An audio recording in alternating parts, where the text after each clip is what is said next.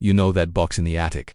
The one everyone forgets about, stuffed with things nobody wants to deal with. Yeah, that box just blew my entire world apart. I was just looking for some old photos, trying to find a happy memory. Instead I found my mom's diary. Not just any diary. A diary from before I was born, and what was inside. It wasn't just some teenage crush or silly worries, it was the key. The key to understanding why my family always felt broken. Why there was this constant tension, these unspoken hurts between my parents that hung in the air like a thick fog for as long as I can remember. I started reading, just curious at first. Then the words started hitting me like punches. Page after page, she poured out her heart about him, not my dad, someone else, an affair, a real, intense, secret relationship that went on for years. Dates lined up with family vacations my dad missed. Times she was supposedly working late. Things started clicking into place with this awful, sickening clarity. The way Dad sometimes seemed distant, maybe sensing something but never knowing. The arguments I overheard as a kid, whispers I never understood. The diary explained everything. The silences, the resentment, the feeling that our foundation was built on sand. My hands were shaking. I couldn't breathe. My whole childhood felt rewritten in this horrible, stark light. Finding this secret. It wasn't relief, it was a bomb going off in my chest. Mom, the person I thought I knew. Her words painted a completely different picture. And my dad, my sweet hard-working dad who loves her even after all these years, who trusts her completely. He has no idea he's living in the dark. Right now, he's probably downstairs, drinking his coffee, completely unaware that his whole marriage, his whole life, has this massive lie running right through the center of it. He trusts me, he trusts her, and I'm sitting here, holding this terrible truth, this diary that feels like it's burning my hands. Do I shatter his world? Do I tell him, or do I bury this secret too? Knowing what I know now, I need to decide, and I have absolutely no idea what to do. I forced myself back into the diary's pages, needing to understand the full picture. It wasn't just a fling. Mom wrote about years of stolen moments, secret phone calls disguised as work chats, whole weekends planned around my dad being away. The details were agonizingly intimate. She described this other man, someone my dad actually knew, someone who'd been in our house with a passion I'd never seen her show Dad. She wrote about feeling trapped in her marriage, about the spark she found with him, about the guilt that gnawed at her even as she kept seeing him. One entry, dated right before my 10th birthday party, described a frantic meeting where she ended things because she feared getting caught. That birthday I remembered the tension. Mom was distant, Dad was trying too hard, and they'd had a huge, muffled argument after I blew out the candles. Now I knew why. The diary wasn't just about the affair. It was the missing key to every unexplained sadness in Dad's eyes. Every frosty silence that settled over the dinner table for weeks at a time. The hardest part, reading her conflicted feelings about Dad. She wrote about his kindness, his steadiness, how he was a good man, but also about feeling suffocated, unfulfilled. She stayed, the diary implied, partly out of fear, partly for me, and partly because it was easier than blowing everything up. Seeing her inner turmoil laid bare like this was devastating. It painted her not just as a villain but as a deeply flawed, trapped person. But that understanding warred violently with the image I had of my dad, this loyal, decent guy who built his life around us, who trusted her implicitly. He'd worked overtime for years to give us this house, this stability. Had it all been built on a lie he never even suspected? The diary ended abruptly years ago. Did the affair truly end then, or did the secrecy just get better? Looking at my parents now, they seemed settled, comfortable, maybe even content in their quiet way. Was dragging this ancient family secret into the light now just going to destroy him, destroy them? Or did he deserve the truth even decades late? He trusted Mom, he trusted me. Downstairs, the humming stopped. "Hey kiddo," he called up, his voice cheerful. "Pancakes are ready. You coming down?" My breath hitched. That simple question felt like the hardest thing in the world. Do I sit across from him smiling over syrup holding this bomb in my chest? The diary seemed to burn against my legs, its terrible truth screaming in the silence. "Yeah, fine," I mumbled, sliding into a chair. My voice sounded strange, tight. I couldn't look at him, not properly. Every laugh line around his eyes, every gray hair earned from years of providing, they all screamed trust and loyalty. How could Mom have done this? How could she look at him every day, knowing the diary's words echoed? He's a good man, so steady, but it feels like living in black and white. Was that our life? Black and white. To me it was just home. Breakfast was torture. Every bite of pancake stuck in my throat. Dad chatted about fixing the garage door, about the neighbor's new dog. Normal, safe topics. I nodded, making vague sounds, my mind screaming. I watched Mom move quietly around the kitchen, refilling coffee. She looked tired, thinner than I remembered. A recent health scare had shaken us all. Now, seeing her fragile state, the question burned even hotter. Do I tell him? Would the truth destroy her? or was hiding it a betrayal just as deep? The diary wasn't just pages, it was a ticking bomb, and I was the only one who knew. Later, alone in my room, I went back, obsessively searching for clues about the man. Mom had been careful, using initials only RJ, but a chilling detail emerged. He was part of Dad's old social circle. Someone Dad trusted, someone who might have sat at this very table, laughing with my dad, while secretly tearing his world apart. The violation felt physical. Did Dad ever suspect a friend? Had any of those old, unexplained arguments been about RJ? Suddenly, every memory felt suspect. Every family photo held a hidden layer of pain I'd been blind to. The weight of the secret started crushing me. I found myself scrutinizing my parents' interactions like a detective. A simple touch on Dad's arm, was it affection or guilt? A quiet moment between them, comfortable silence or miles of unsaid hurt. Mom mentioned feeling trapped back then. Had staying for my sake, or out of fear, poisoned everything? Had their quiet settled life now become a comfortable lie for them both? Or did Dad genuinely have no idea, living in blissful ignorance? The diary hinted the affair ended years ago, but the damage felt permanent, etched into the foundation of our family now. Every time Dad smiles at Mom, every time he says I love you, my heart clenches. Does he say it to the woman he thinks she is? Does she hear it and remember RJ? The diary sits heavy in my drawer, not just paper and ink, but a live wire connecting a painful past to this fragile present. Telling Dad risks shattering him, destroying Mom in her fragile state, and blowing up the careful peace they've built, but staying silent. It feels like I'm becoming part of the lie, betraying the man who trusted me implicitly. He trusts me with his tools, his stories, his quiet worries. How can I hold this? This secret feels like a cancer inside me, growing with every passing day. What do I owe my dad?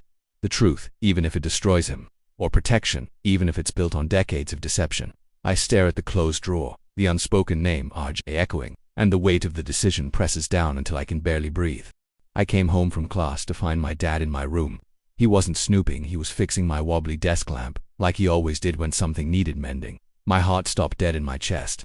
He was kneeling right beside the drawer that wasn't fully closed. The corner of the worn leather cover was clearly visible. "Hey champ," he said, looking up with a warm smile, screwdriver in hand. "Just fixing this lamp. Nearly done." He nodded casually towards the drawer. "That an old journal? Looks like your mom's handwriting on the cover. Didn't know she kept one." His tone was light, curious, utterly devoid of suspicion. Just a harmless observation. But to me it felt like the room tilted violently. Sweat prickled cold on my back. "Yeah," I choked out, my voice strangled. "Just found some old stuff in the attic, Mums." I moved quickly, too quickly, stepping between him and the drawer, pretending to look for a book on my shelf. My hands were trembling. He finished the lamp, stood up, and wiped his hands on his jeans. "Well, don't lose it," he said easily. "Family history, right? Might be interesting." He clapped me on the shoulder. "Dinner's almost ready. Your mom made your favorite." He walked out, humming that same old tune, leaving me leaning against the shelf, my legs weak with pure, unadulterated terror. He'd seen it, he'd touched it, almost the bomb had nearly detonated right there. The tension became unbearable.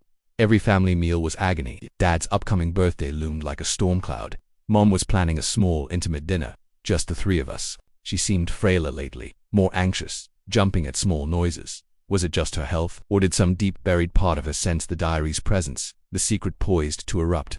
I watched her fuss over the menu, her hands shaking slightly as she arranged flowers. Did she ever think about RJ? Did the guilt ever surface, even now, or had she truly buried it all? The night before Dad's birthday, I couldn't sleep. The diary felt like a live wire under my bed. The questions screamed in the dark. He deserved to live a lie.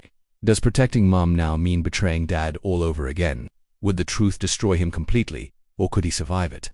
I thought about Dad's unwavering trust, his quiet strength, the way he looked at Mom even after all these years. I thought about Mom's fragile state, the potential fallout. The weight of the decision pressed down, making it hard to breathe. It wasn't just about revealing an affair. It was about shattering identities, rewriting history, potentially destroying two people I loved. On the afternoon of his birthday, the house was filled with the smell of roasting meat and baking cake, smells that should have meant comfort, celebration. Instead, they felt cloying, heavy. Dad was relaxed, reading the paper, genuinely looking forward to his quiet dinner. Mom was putting the final touches on the table setting, her movements precise but brittle. The air crackled with unspoken tension, thick enough to choke on. I stood frozen in the hallway, looking at the closed door of my room. The diary was inside. The truth was inside. The moment felt suspended, hanging on a knife-edge. Dad looked up from his paper, catching my eye. He smiled, that warm, trusting smile that had always been my anchor. "Everything okay, kiddo? You look a million miles away." My throat closed. This was it, the precipice. Do I walk into the dining room, smile, eat cake, and carry this corrosive secret forever? Or do I shatter his birthday, his world, with the truth hidden in that worn leather book? The words trembled on my lips, unsaid. The diary felt like it was burning a hole through the floor. His kind, expectant eyes held mine, waiting for an answer. The silence stretched, thick and suffocating. Down the hall, Mom called out, "Dinner's ready, come sit down." Her voice sounded thin, strained. The decision was now. The bomb was in my hands. Do I defuse it by silence, or detonate it with the truth? My dad's trusting eyes held mine, waiting for an answer. Mom's call to dinner hung in the air, sharp and brittle. "Everything okay, kiddo?" he repeated, his smile fading slightly at whatever he saw in my face. Panic seized me, cold and slick. Do I speak? Do I lie? I just remembered something upstairs. I stammered, the words thick and clumsy. "Be right back." I practically bolted from the hallway, leaving Dad looking confused. The warm birthday atmosphere suddenly brittle. My heart hammered against my ribs as I fled towards the perceived safety of my room. Just get through dinner. Just pretend. Keep the secret locked down for one more night. I burst through my bedroom door, leaning back against it, gasping for air. The relief was instant but fleeting, because standing there, bathed in the weak afternoon light filtering through my window, was my mum. She wasn't looking at me. Her back was turned, her shoulders rigid, and in her trembling hands was the diary. The world stopped. The air vanished. She'd found it. She knew I knew. She didn't turn around. Her voice, when it came, was low, raw, stripped of all its usual softness. It was a sound I'd never heard from her before. "You read it." It wasn't a question. My mouth opened, but no sound came out. The betrayal in her posture was absolute. The secret wasn't just mine to carry anymore. It was a live grenade tossed between us. Slowly, painfully, she turned. Her face was ashen, etched with a profound, terrifying mixture of shame, fear, and a fierce, desperate anger. Tears tracked silently down her cheeks, but her eyes, they were wide, burning. "All these years," she whispered, her voice cracking, "buried, gone, or so I thought." She clutched the diary like a shield, or maybe a weapon. Why did you have to dig this up?" The accusation hit me like a physical blow. Before I could even try to form a defense, a new horror dawned on her face. Her gaze flickered past me, towards the door I'd just slammed shut. Fear, pure and primal, replaced the anger. "Your father," she breathed, the unspoken question hanging. "Does he know?" I shook my head mutely, feeling sick. Her knees seemed to buckle slightly, and she sagged against my desk, the diary slipping from her grasp onto the cluttered surface. She covered her face with her hands, a low, guttural sob escaping her. The sound was pure anguish. "I was so young," she choked out, her voice muffled by her hands. "So stupid, trapped. He promised everything." She dropped her hands, looking at me with haunted eyes. "It was a mistake, a terrible life-wrecking mistake. I ended it. I chose your father. I chose you." She gestured weakly at the diary. "Everything after that, trying to build something real. It was for you, to give you a stable home, a father who adored you." Her voice broke. "And now you found this." The implications slammed into me, worse than anything I'd imagined while reading the diary alone. Her staying wasn't just about fear or inertia. It was a conscious, agonizing choice made for me. The weight of that responsibility, the guilt of unearthing her pain after all these years, crashed over me. The diary wasn't just Dad's potential destruction. It was the unraveling of Mom's entire life's justification. But then, her eyes locked onto mine again, filled with a terrifying urgency. "He can never know," she hissed, her voice suddenly strong, desperate. "Do you understand? Never. It would destroy him utterly, and utter everything." Her voice faltered, and she pressed a hand to her chest, her breathing becoming shallow and rapid. The stress was visibly overwhelming her already fragile health. "It's in the past, ancient history. Let it stay buried. For him, for us." She looked at me, pleading, a mother begging her child for mercy. "Please." Downstairs, Dad called, up, his voice cheerful, cutting through the thick, toxic air of my room. "Hey, birthday boy is getting hungry down here. Everything all right?" Mom flinched violently at the sound of his voice, her eyes wide with terror. She looked from me to the diary on the desk, then back to me, silently begging. The bomb wasn't just in my hands anymore. Mom was holding the detonator, her finger hovering, begging me not to force her to press it, or to press it myself. The secret had become a monstrous, shared burden, and Dad's trusting voice from downstairs felt like the countdown to an explosion I still had no idea how to stop. The diary lay between us, a silent witness, its pages holding not just the past, but the terrifying power to obliterate the present. The smell of roasting meat and birthday cake drifted up the stairs, a sickening contrast to the frozen terror in my room. Mom stared at me, her face pale as paper, eyes wide with pure panic. Dad's cheerful call echoed again. "Coming," I yelled, back, my voice cracking. The sound snapped Mom into frantic motion. She snatched the diary off the desk, her hands shaking violently. Hide it now," she hissed, shoving it towards me, her voice thick with tears and terror. "Please, just Get through dinner, please. My fingers closed around the worn leather. It felt like holding pure guilt. We moved like ghosts down the stairs, pasting on brittle smiles. The birthday table looked perfect, Mum's effort painfully evident. Dad beamed, genuinely happy, completely unaware of the earthquake rumbling beneath his own roof. Every bite of food tasted like ash. Mom flinched every time Dad spoke to her, her knuckles white where she gripped her fork. I couldn't meet his eyes. The secret screamed inside my skull, amplified by Mom's palpable terror beside me. Dad noticed the tension. "All right," he said gently, putting down his fork. His birthday smile faded, replaced by quiet concern as he looked between Mom's frozen for expression and my inability to look at him. "Something's wrong, really wrong. Talk to me, both of you." His voice, usually so steady, held a tremor of confusion and hurt. The silence stretched, suffocating. Mom's breath hitched in a tiny sob she couldn't suppress. The pressure was too much. The diary's truth, Mom's pleading eyes, Dad's wounded confusion, it all exploded out of me in a single, desperate sentence aimed at Mom. My voice, trembling. "How could you keep it from him? All these years, especially after RJ meant so much, .. I trailed off, horrified. I'd used the name from the diary. Mom gasped, clapping a hand over her mouth. Her eyes flew to Dad, sheer terror in them. The color drained completely from his face. The name RJ hung in the air like gunshot smoke. He didn't look angry, he looked shattered, utterly lost.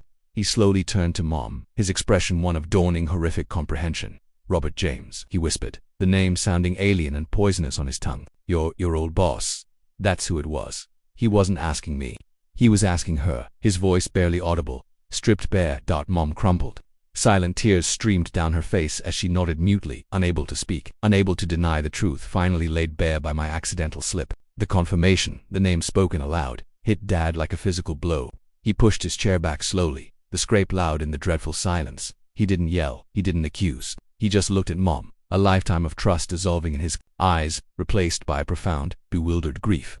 I need some air," he mumbled, his voice thick. He stood, swaying slightly, his gaze sweeping over the ruined birthday dinner. The cake, with its untouched candles, finally landing on me for a heart-stopping second, a look of such deep, personal betrayal it stole my breath before he turned and walked silently out the front door, leaving it open behind him. The sound of his car engine starting felt like a final nail. Mom dissolved into wrenching sobs, her body shaking uncontrollably. I'm so sorry," she choked out, over and over, to the empty space where Dad had been. I sat frozen, the diary's weight crushing me, the devastating fallout of my single sentence unfolding. I'd told him. Not the way I imagined, not with control, but I'd ripped the bandage off. The secret was out, and the cost felt immeasurable. Hours crawled by. Mom cried herself into an exhausted silence on the sofa. I paced, sick with dread, jumping at every sound outside. What if he never came back? What had I done? Finally, headlights swept the driveway. My heart hammered against my ribs. Dad walked in slowly. He looked exhausted, older, his eyes red-rimmed but dry. He didn't look at Mom. He walked straight to the bookshelf in the living room, ignoring us both. He pulled down an old, dusty music box, one I remembered him fixing for me when I was little. He wound it slowly, the fragile, tinkling melody filling the heavy silence. He stared at it, his back to us. Then he spoke, his voice rough but calm. I knew. He paused, letting the two words hang. Mom froze mid-sob, her eyes wide with disbelief. I stared, stunned. Not everything," he continued, still not turning. Not his name, not the details. But the feeling, the distance, the sadness. He finally turned, his gaze meeting Mom's, not with anger now, but with a deep, ancient sorrow. A long time ago, years I suspected. I chose not to look, I chose to stay. For him, he nodded towards me. For the family we had, the life we built. After he took a shaky breath, the diary didn't change what mattered. It just gave it a name. He placed the music box gently on the shelf. The melody wound down. The silence returned, different now. Not shattered, but profoundly changed. The truth was out. The foundation had cracked, but maybe, just maybe, it hadn't completely crumbled. Dad walked towards the kitchen, pausing at the doorway. "The past, it's out now," he said quietly, his voice carrying a lifetime of buried pain and a fragile, weary acceptance. "But the birthday cake, it's still here, and it shouldn't go to waste." He didn't look back. The unspoken question hung heavier than any secret. Could they ever rebuild from the ruins of the truth? The diary had explained the past, but the future remained terrifyingly, completely unknown. The silence after Dad spoke felt vast, but different. Not the suffocating dread before, but something raw and open, like a wound finally exposed to air. Mom sat utterly still on the sofa, tears still drying on her cheeks, staring at Dad's retreating back as he walked into the kitchen. His words, I knew, echoed in the space between them, reshaping everything. He hadn't lived in blissful ignorance. He'd lived with a quiet, chosen blindness. Sacrificing his own certainty for the shape of our family. Slowly, painfully, Mom pushed herself up. She didn't look at me. Her gaze was fixed on the kitchen doorway. She walked towards it, her steps hesitant, like approaching the edge of a cliff. I stayed frozen, the diary still a cold weight in my hands. The bomb had detonated, but the fallout wasn't the complete destruction I'd feared. It was debris. Painful, messy debris, but debris you could sift through. I heard the faint clink of plates from the kitchen, then Mom's voice, trembling but clear, let me help. A pause. Then Dad's low murmur, too quiet to make out words. I crept closer, hovering just outside the doorway. Dad was carefully cutting slices of the untouched birthday cake. Mom stood beside him holding plates, her eyes red but dry now, watching his hands. The air between them was thick with unspoken decades. The betrayal, the suspicion, the choice to stay, the devastating cost. But they were there, together. In the ruins, he placed a slice on the plate she held. Their fingers didn't touch, but their presence in that small space, performing this simple, shattered ritual, felt monumental. He looked at her then, really looked, his eyes holding that deep sorrow, but also a flicker of something else. Exhaustion, maybe, but also a wary acceptance. It explained the silences he said quietly, almost to himself, but she flinched as if struck. He didn't elaborate. He didn't need to. The diary had given words to the ghost that had haunted our house. We ate the cake at the kitchen table, the dining room feeling too formal, too broken. No one spoke much. The sweetness of the cake tasted strange against the bitterness in the air. Dad didn't hum. Mom's hands shook slightly as she lifted her fork. I felt like an intruder, the one who'd kicked over the fragile structure they'd built. The guilt was immense. Later, after Mom had gone to bed, exhausted and pale, Dad lingered in the living room. I hesitated, then joined him, sitting stiffly on the edge of the sofa. The music box sat silent on the shelf. I'm sorry, Dad, I whispered, the words thick. I never meant. I didn't know how to handle it. He sighed, a long, heavy sound. He looked older in the dim light. The diary, it wasn't your burden to carry, he said, his voice rough. Finding it, that was the accident. What you did with the truth, he paused, choosing his words carefully. It forced what was buried into the light. That's never easy, but secrets. He shook his head slowly, looking towards the hallway where Mom slept. They rot things from the inside. Maybe this poison is finally out. He didn't say it was okay. He didn't say he forgave her. He didn't say he forgave me. He just stated a fact. The truth was out. The ancient family secret, the source of so much unexplained pain, was no longer hidden. The diary went back into the attic box the next day. Not hidden, just placed away. Its power was spent. The hard work of rebuilding, of seeing if trust could grow again on scorched earth, was just beginning. Our family dinners were still quiet, but it was a different kind of quiet. Not the silence of things unsaid, but the quiet of wounds healing, of a painful history finally acknowledged, and the uncertain, fragile hope of a future built on truth. However devastating that truth had been, the mystery was solved, the conflict laid bare, but the story of us was still being written, one painful, honest step at a time.